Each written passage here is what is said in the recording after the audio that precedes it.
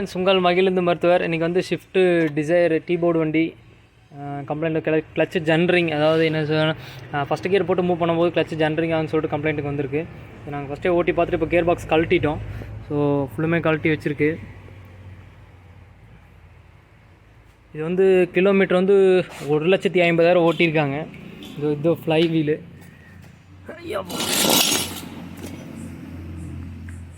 Fly wheel, clutch disc cover assembly. So உங்களுக்கு நல்லாவே shining ஆகிடுச்சு. அப்புறம் கிளச் டிஸ்க்கும் பார்த்திங்கன்னா ஒரு வீட்டு அளவுக்கு தேஞ்சிருச்சு. புது சைடுரா ரிலீஸ் பேரிங்கும் இது பார்த்திங்கன்னா நாய்ஸ் வருது, ஒரு மாதிரி கரன்னு நாய்ஸ் வருது. ஸோ அதனால் இப்போது இதில் வந்து டோட்டல் செட்டாகவே மாற்றுறோம் நாங்கள். இதை அப்படியே எடுத்துகிட்டு வா.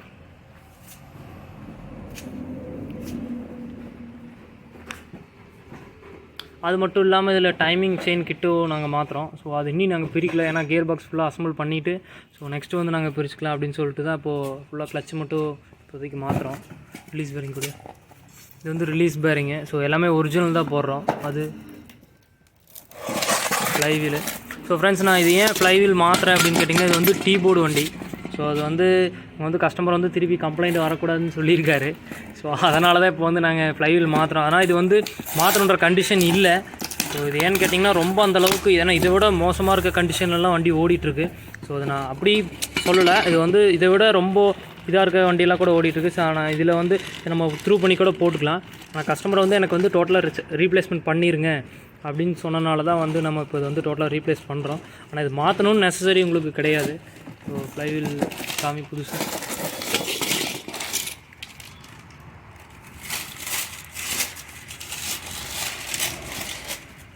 சரி. ஸோ புதுசு பார்த்திங்கன்னா இந்த அளவுக்கு இருக்குது. ஸோ இதுக்கும் வந்து என்ன டிஃப்ரெண்ட் கேட்டிங்கன்னா, இது வந்து இந்த கிளச் ஃபேஸிங், அதாவது செராமிக் மெட்டீரியல், அந்த உட்கார இடம் வந்து நல்லா க்ரிப்பாக இருக்கும். ஸோ இதில் வந்து கொஞ்சம் ஷைனிங் ஆயிடுச்சு. ஏன்னா கிட்டத்தட்ட 1,50,000 கிலோமீட்டர் ஓடினால இது ஃபுல்லாக ஷைனிங் ஆயிடுச்சு. ஷைனிங்கால் என்னான்னு கேட்டிங்கன்னா, இதுவும் அதாவது எப்போவுமே கிளச் வந்து நார்மலாக எங்கேஜ் பொசிஷனில் தான் இருக்கும். ஸோ அப்படிங்கும்போது உங்கள் க்ரிப்பு வந்து சுத்தமாக கிடைக்காது. ஸோ அதனால தான் வண்டியோட இன்ஜினுக்கு தகுந்த மாதிரி கிளச் வந்து மூவ் ஆகாது. ஸோ ஸ்லிப் பண்ணி கொடுக்கும். ஸோ அதனால தான் அந்த ஜென்ரிங் வருது.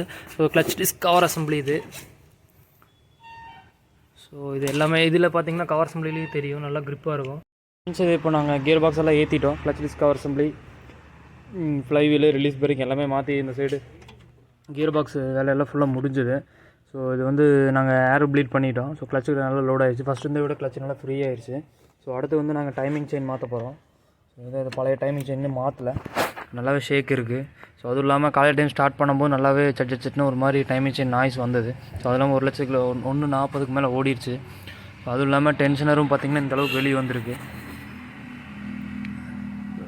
பார்த்திங்கன்னா தெரியும். ஸோ அந்தளவுக்கு செயினும் தேய்மானம் ஆயிடுச்சு. செயின் கைடு உங்களுக்குலாம் தேய்மானம் ஆகியிருந்தால் தான் உங்களுக்கு அந்த மாதிரி சவுண்டு வரும். அப்புறம் ஸோ இதாவது டைமிங் செயின். ஓய் வாங்கினீங்கன்னா மோஸ்ட்டாக எல்லாம் தனித்தனியாக தான் நீங்கள் வாங்குற மாதிரி இருக்கும்.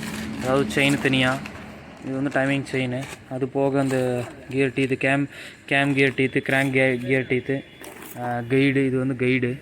ஸோ இதுக்கெல்லாம் நீங்கள் தனியாக வாங்குற மாதிரி தான் இருக்கும். இது வந்து டென்ஷனரு. இதுதான் ஃப்ரெண்ட்ஸ், நான் உங்களுக்கு இன்ஸ்டால் பண்ணிவிட்டு உங்களுக்கு சொல்கிறேன் ஃப்ரெண்ட்ஸ். அதேமாதிரி டைமிங் எப்படி வைக்கிறதுன்னு உங்களுக்கு சொல்கிறேன் ஃப்ரெண்ட்ஸ். நாங்கள் இப்போ இதுக்கு டைமிங் செயின் கைடு, அப்புறம் கிராங்க் புள்ளி, கேம் டீத்து, கிராங்க் டீத்து ரெண்டுமே எல்லாமே மாற்றியாச்சு. டென்ஷனர் எல்லாமே புதுசு தான். ஸோ பழைய டென்ஷனர் இருந்தது பார்த்திங்கன்னா உங்களுக்கு தெரியும், நல்லாவே கேப் இருந்தது, நல்லா வெளியே வந்துருந்தது. இப்போ புதுசு பார்த்திங்கன்னா கொஞ்சமாக வெளியே வந்திருக்கு. ஸோ நாங்கள் இது எல்லாமே வச்சுட்டோம். ஸோ இது அதோட டைமிங் நான் எப்படின்னு சொல்லிடுறேன். ஃபஸ்ட்டு வந்து கேம் டைமிங் வந்து நீங்கள் கேம் லாக் போட்டு லாக் பண்ணிக்கணும். ஸோ இங்கே கேம் லாக் இருக்கும், எலக்ட்ரிக் போர்டு கொடுத்துருப்பாங்க, அதை நீங்கள் கழட்டிட்டு நீங்கள் கேம் லாக் போட்டுக்கலாம். ரெண்டாவது வந்து கிராங்க் டைமிங் வந்து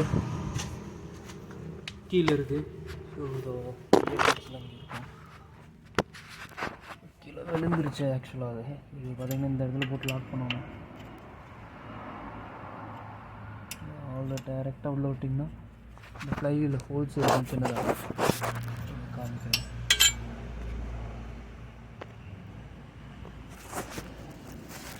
அங்கே இருக்குது பாருங்கள் சின்னதாக ஹோல்ஸு.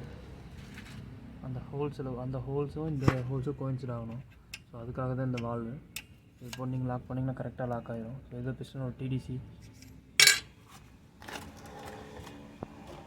அவ்வளோதான் ஃப்ரெண்ட்ஸ், எல்லாமே நம்ம மாட்டியாச்சு. ஸோ கீழேயும் எல்லாம் செட் பண்ணியாச்சு. ஸோ நீங்கள் டைமிங் செயின் மாட்டினதுக்கப்புறம் நீங்கள் லாக்கெல்லாம் ரிமூவ் பண்ணிட்டு இன்ஜின் வந்து ஃப்ரீயாக தான் நீங்கள் செக் பண்ணி பார்த்துக்குங்க. ஸோ உங்களுக்கு அப்படி பார்த்தீங்கன்னா தான் உங்களுக்கு கரெக்டாக இருக்கும். ஸோ அதுக்கு முன்னாடி வந்து டென்ஷனில் நீங்கள் மாட்டுறதுக்கு முன்னாடி இந்த டென்ஷனில் வந்து லைட்டாக நீங்கள் ஆயில் உள்ளே வந்து இது பண்ணிக்கோங்க. ஸோ மாட்டிங்கன்னா நீங்கள் கொஞ்சம் ஃப்ரீயாக இருக்கும். அதேமாதிரி செயின்லேயும் உங்களுக்கு வந்து ஆயில் ஸ்ப்ரே பண்ணிக்கோங்க.